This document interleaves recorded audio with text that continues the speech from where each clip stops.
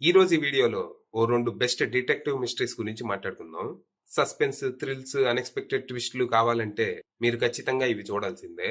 వీటిలో ఒకటి సిరీస్ కాగా ఇంకొకటి సినిమా. ముందుగా సిరీస్ విషయానికి వస్తే క్రాస్. ఈ సిరీస్ లో స్టోరీ ఏంటంటే, రామ్జీ అనే ఒక బాగా డబ్బున్న పవర్ఫుల్ వ్యక్తి సిటీలో అమాయకుల్ని కిడ్నాప్ చేసి వాళ్ళని చిత్ర విచిత్రంగా చంపుతూ ఉంటాడు. ఇక ఈ కేసుని అలెక్స్ క్రాస్ అనే డిటెక్టివ్ హ్యాండిల్ చేస్తూ ఉంటాడు. హంతకుడు ఎవరో తెలిసినా ఏమీ చేయలేని స్థితిలో మన డిటెక్టివ్ ఉంటాడు. ఎందుకంటే హత్యలు చేస్తుంది ఎవరో తెలిసినా ఆధారాలు, సాక్ష్యాలు లాంటివి ఏమి ఉండవు. దీనికి తోడు రామ్జీ సిటీలో పెద్ద మనిషి, పోలీసులు, పొలిటీషియన్లు తన జేబులోనే ఉంటారు. దాంతో ఇద్దరి మధ్య ఒక క్యాట్ అండ్ మౌస్ చేసి మొదలవుతుంది.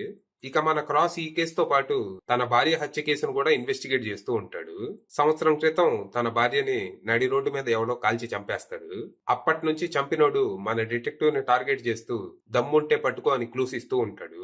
మరి తర్వాత ఏం జరిగింది? అసలు ఈ రామ్జీ ఎవరు? ఎందుకు ఈ హత్యలు చేస్తున్నాడు? హాబీయా లేకపోతే ఏదైనా రీజన్ ఉందా? తను ఒక్కడే ఈ హత్యలు చేస్తున్నాడా లేకపోతే తన వెనక ఇంకెవరైనా ఉన్నారా?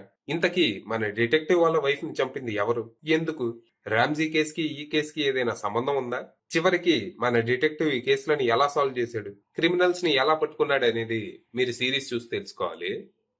ఓ తెలివైన డిటెక్టివ్ కి, అంతే తెలివైన సీరియల్ కిల్లర్ కి మధ్య నడిచే మైండ్ గేమే ఈ సిరీస్. ఈ సిరీస్ లో రైటింగ్ చాలా బాగుంటది. క్యారెక్టర్స్ ని ఫ్లెష్ అవుట్ చేసిన విధానం గానీ, ఫ్రెండ్షిప్ అండ్ ఫ్యామిలీ డ్రామాని హ్యాండిల్ చేసిన విధానం గానీ, మైండ్ గేమ్స్ సీన్స్ గానీ చాలా బాగుంటాయి. ప్రతి ఎపిసోడ్ థ్రిల్లింగ్ గా నెక్స్ట్ ఏం జరుగుతుంది, హంతకుడిని ఎలా పట్టుకుంటాడనే ఉద్కంఠ క్రియేట్ చేస్తాయి. ఈ మిస్టరీని సగంలో వదిలేసి మిగతాది సీజన్ 2 లో చూడండి అనకుండా సాటిస్ఫాక్టరీ మోడ్ లోనే సిరీస్ ముగుస్తుంది. అలాగే సీజన్ 2 కి ఇచ్చిన లీడ్ కూడా ఇంట్రెస్ట్ క్రియేట్ చేస్తుంది.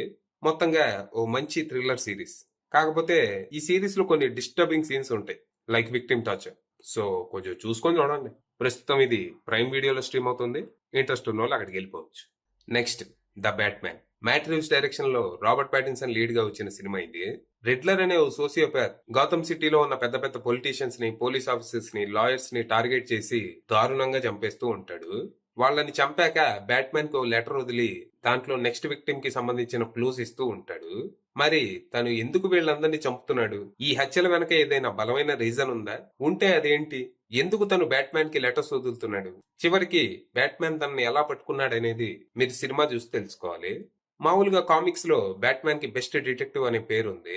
కానీ బిగ్ స్క్రీన్ మీద ఇప్పటి వరకు ఆ యాంగిల్ ని ఫుల్ గా అయితే ఎవరు ఎక్స్ప్లోర్ చేయలేదు. ఈసారి మ్యాట్ రీవ్స్ బ్యాట్మ్యాన్ ని సూపర్ హీరోలా కాకుండా కంప్లీట్ గా ఓ డిటెక్టివ్ లా చూపించిన సినిమా ఇది.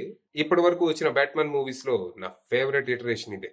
సినిమా చాలా డార్క్ ఉంటది. మంచి మిస్టరీతో పాటు అద్దరిపోయే యాక్షన్ సీక్వెన్స్లు ఉన్న సినిమా ఇది. వరల్డ్ బిల్డింగ్, పర్ఫార్మెన్స్లు, రైటింగ్, డైరెక్షన్, సినిమాటోగ్రఫీ ఇలా అన్ని అద్భుతంగా కలిసి వచ్చిన సినిమా ఇది. ప్రస్తుతం ఈ సినిమా నెట్ఫ్లిక్స్ లో స్ట్రీమ్ అవుతుంది. ఇంకా చూడకపోయి ఉంటే అర్జెంట్ గా చూసేయండి. అది విషయం.